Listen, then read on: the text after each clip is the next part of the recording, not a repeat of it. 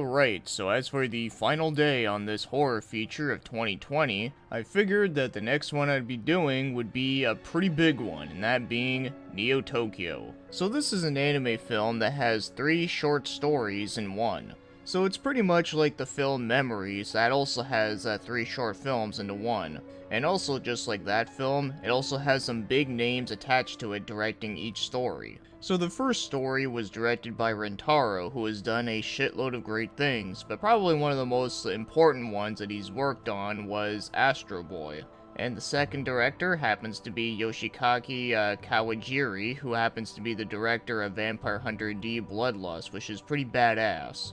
And the third story was done by Katsuhiro Ōtomo, who has done Akira, so not much needed to say on that. So that's what I mean by this movie was done by 3 big names. So let's get into the stories one by one. So the first story is called Labyrinth of Lavrentos. So this one stars a young female character named Sachi who is playing with her cat, and eventually her and her cat end up getting lost in this really weird psychedelic world. So after seeing some very trippy things, some monsters and other weird stuff, but eventually her and her cat find this really weird clown dude who invites them into the circus tent, and as soon as they go in, the curtains go out and it has a TV screen, and then what plays on the TV screen is the second film. So if you think about it, it's a film within a film. It's like some Inception shit right here, folks. So let's get moving on to the second story, and this one is called The Running Man. And before you ask, no, it has nothing to do with the Stephen King book or even the movie with Arnold Schwarzenegger, although wouldn't that be hilarious? So this story takes place in the future with a character named Zach Huge, and he is a racer that is considered as legendary, for that he has never lost a race in his life. So then there's a reporter guy named Bob Stone who is actually trying to do a report on Zack, and of course he's also the one that is kind of narrating this story. So from here on out with this one, it's a little hard to talk about it without going into specific details and possible spoilers. Yeah, I know this is an old film, but the thing is, it's an old film that not everyone has seen before. But to sum up the main point of the story is that it's all about when man and machine get pushed to their breaking point. And as for the last story, it is called Construction Cancellation Order. So the main character of this one is Tetsumo, and he has been ordered to take charge of a facility that's stuck in the middle of the jungle. And he has been dispatched there because the original guy who was over it actually ended up disappearing mysteriously. And when he gets there, he realizes that all the robots are still working there continuously, even to the point of destroying themselves. In doing that is actually costing the company money, and of course they will never listen to him, so he has to go through a lot of frustrating moments in order to try and stop them. I guess you can say the story of this one is man versus machine. And then after when that story is over with, then it goes back to the first one of the Labyrinth story for a brief moment, and then the movie is over. Yeah, this movie's actually pretty short, it's only 50 minutes long.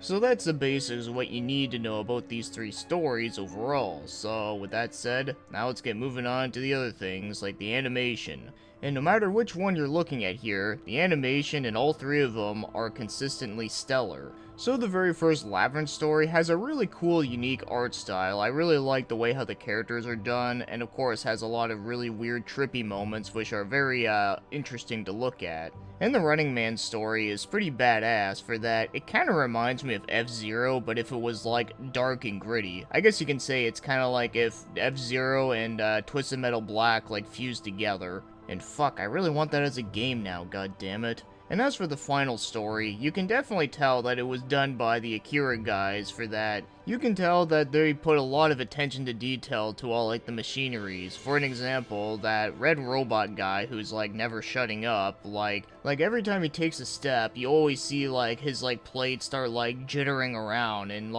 it's just really impressive that they put that much work into it. But then again, given who this is from though, it doesn't come as a surprise. So yeah, all 3 stories have some amazing animation no matter which one you watch. They all have some very unique art styles from each other. There was a lot of attention to detail put into here, and of course the animation flow is really smooth. So like I said, the animation is just fantastic. There is nothing bad I can say about it.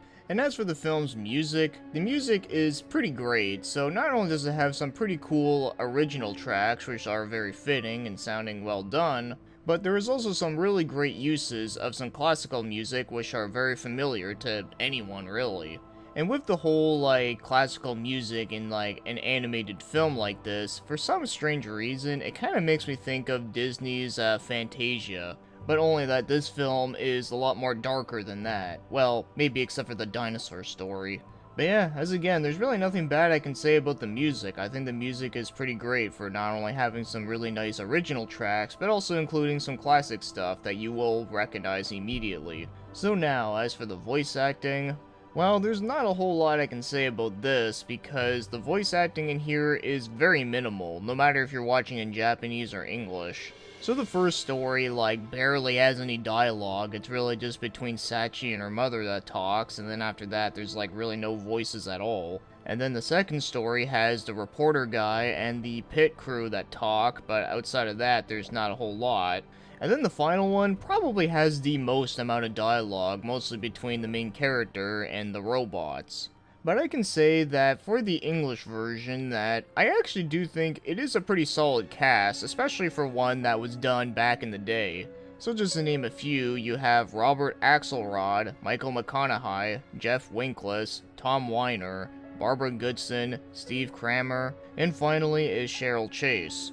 And I feel like for what they had to work with here, I think it's done pretty well. Like, none of it was, like, obnoxious or, you know, they didn't, like, totally, like, fuck up the entire thing. I thought it was actually pretty fitting for the most part. The only role in here that I think felt a little bit too out of place for me was Sachi's voice, who was done by Cheryl Chase. I don't know what it is, but it just doesn't really sound like the way how she looks in the film. It's just kind of weird, but aside from that one, though, I feel like everyone else did do a decent job for the time. So I'd say for an early dub, I do think it is actually pretty good. It's definitely a lot better than most of the crap that came out back then, but I wouldn't say it's, like, perfect, though. But I think it's decent. So now, as for my overall thoughts on Neo Tokyo, is that I found that this film was pretty enjoyable, mostly for the visual aspect, but I also did like the stories that were in here as well. They were short and to the point, and they pretty much did exactly what they were supposed to do. Now sure, it would be nice to know more about, like, the world that they are in within these short stories though, but I feel like for what they had to tell here, I thought it was at least entertaining for its runtime. And the very few interactions that are in this one, I thought they were at least well done. In fact, there is a couple scenes with no dialogue whatsoever, but even those silent parts, like, really says a lot. In that aspect, it does kinda remind me a little bit of that silent film that I reviewed last time. But yeah, I would say that this is a pretty enjoyable film for what it is. But to me personally though, I do think that the film Memories, I think I do like that one a little bit better. Mainly because I found that a lot of the story concepts in that one were much more darker and had a lot more emotion put into it. Not to say that this one didn't have any at all, but I felt like it was done a little bit better there, at least for me personally. But either way, no matter which collection of short stories that you're looking at, whether it be Memories or Neo Tokyo, I think both of them are worth watching. They both have some really great animation, and of course, they both also have some great story concepts. So yeah, I'm happy that I finally watched this one after years of knowing about it and just never getting around to it. So yeah, there we have it guys, that's the horror feature of 2020. Overall, I would say that there wasn't as much great animes that I took a look at this year for the horror feature, but there were still a few standout ones that actually were interesting. But probably the biggest surprise was that there were two films in here where my opinions were very different compared to what they were when I watched them many years ago, so I found that to be a little refreshing.